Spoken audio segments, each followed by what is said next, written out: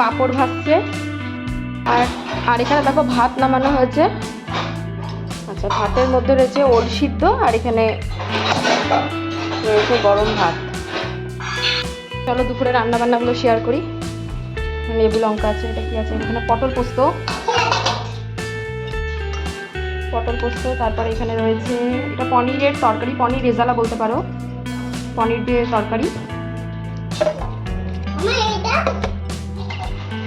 খাও তো।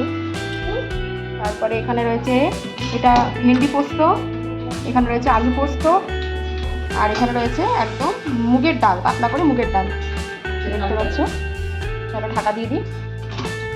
আর এখানে দেখো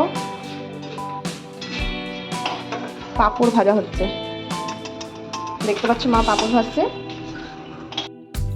দেখো এখানে 3 রকমের পাঁপড় ভাজা হয়েছে। আমি এই পাঁপড়টা খেতে কিন্তু ভীষণ ভালোবাসি, আর আমার ছেলে এই পাঁপড়টা, আর বড় পাঁপড়গুলো মা আর আমার বর খাবে। তো ভিডিওটা আজকে এই পর্যন্তই। নেক্সট দিন দেখা হবে নতুন একটা ভিডিও নিয়ে। নতুন ভিডিও পাওয়ার জন্য চ্যানেলটিকে সাবস্ক্রাইব করে সঙ্গে রেখো।